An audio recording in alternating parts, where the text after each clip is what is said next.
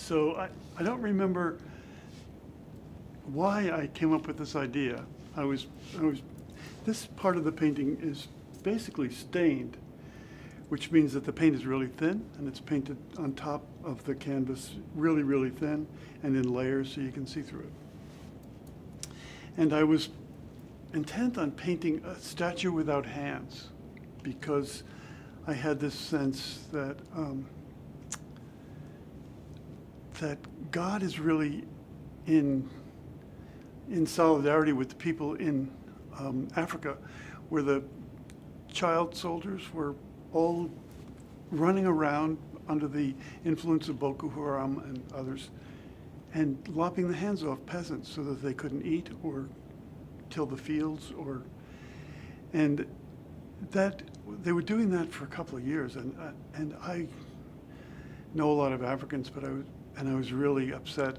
But I was more upset, kind of in general, about how people can be so cruel as to make it impossible for somebody to actually pick up their kids or to work or to eat, and then leave them to live a life of total incapacity where that would just kill them slowly, and have forced little kids to do that. It was just mind-boggling, and I couldn't get over it. So I have a number of paintings with people with their hands cut off.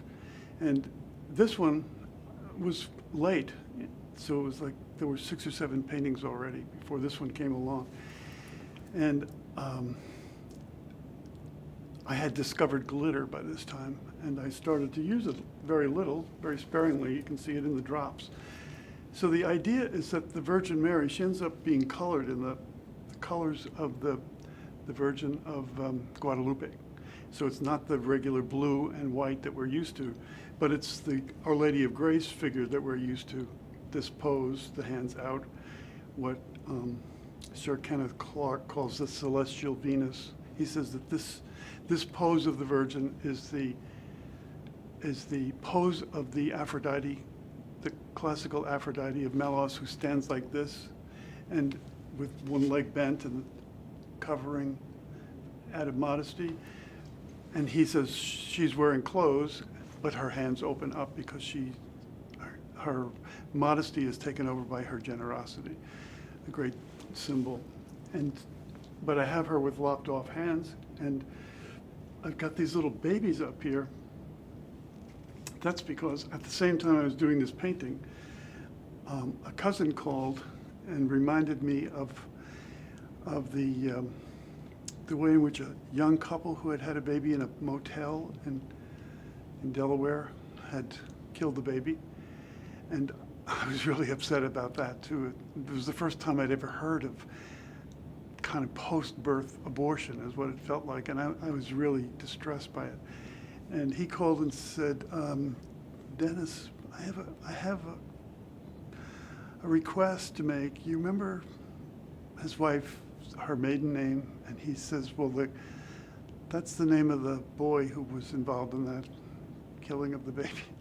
That's her nephew. Oh my God. He said, so this is my request.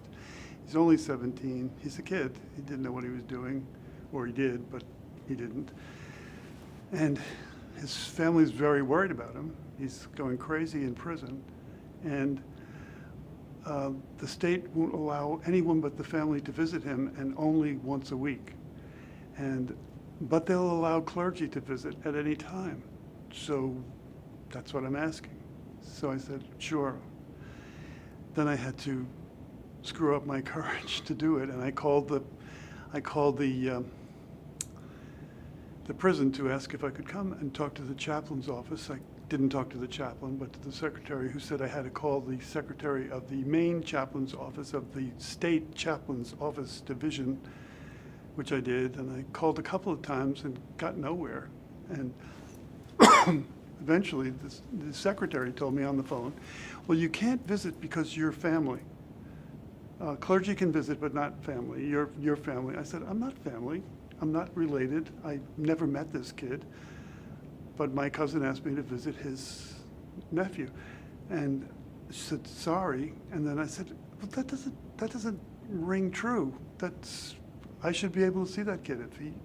And she said, look, the governor and the warden both want the death penalty, and they don't want a Jesuit with a microphone in front of the office, in front of the prison. So that's why you can't go. And that frustrated me completely. Then I felt really sorry for these kids, and I looked up more and more and discovered that there's an actual pathological thing where people kill their child in the first 24 hours. They call it neonaticide. And in the little bit of research I did, I discovered that in the United States, there were already 300 people who had been convicted, but nobody had ever spent a night in jail. At least that's what the literature said. That was mostly like Time magazine. Nobody had ever spent a night in jail because it was recognized as a pathological thing. And many of the people who had killed their child in their first 24 hours then went on to have families, and successful families that grew normally. And so the painting now has little children over the Virgin, and they're red and blue because when I was reading the literature about why people would kill a baby, it said that there were women's ways of knowing from ancient times until the present, and they don't write books about it. So there's historical accurate literature that indicates that when there's a war coming, more boys are born. And when there's not a war coming, more girls are born, at least in Europe. So it made sense to me of little blue and red putti, angels that were painted with just a head and no body by Mantegna. He painted them often around a Virgin or around some saint, but usually the Virgin or the Virgin and Child. I hated them always, these red and blue heads floating. One side would be red, one would be blue. And then I just had the sense that in those days, artists would certainly know women, and they might know women's ways of doing things. And he might have had a sense of babies that died because they didn't fit the story. So the painting has something to do with this sense that God and the Virgin Mother and the whole thing about grace and how God's love works on earth has something to do with God letting his son be killed, his mother be removed, having the ministers of God's mercy disarmed or defeated. And that leaves the rest of us to do God's mercy because it won't be done if we don't do it. And that's what this painting is about. Many people find it, women particularly tell me they find it really moving. But I like it a lot. And she comes out with a very pretty face, which I don't usually do pretty faces. And she looks very maternal and gentle. So that's the story on that. I like the way the stripes kind of follow the body but don't quite. And you can see that the yellow underneath, I don't remember if the yellow is actually underneath or on top, but that's how it's painted. And the shadows are painted in undertones. Well, I kept layering the color, and when I was first doing this, I remember that I had too many things happening here, both sides. And there was a while, a week or so after I started painting this, that I absolutely hated it because the veil was just too colorful, too blue and light blue and too many things. And I kept layering glazes and glazes until I was satisfied with it.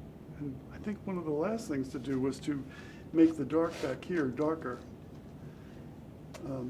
So it kind of goes behind this and behind that. And then when I was satisfied that it was working, then the painting was done. And then I can let it speak to other people as it speaks to me. I don't get to decide what it means.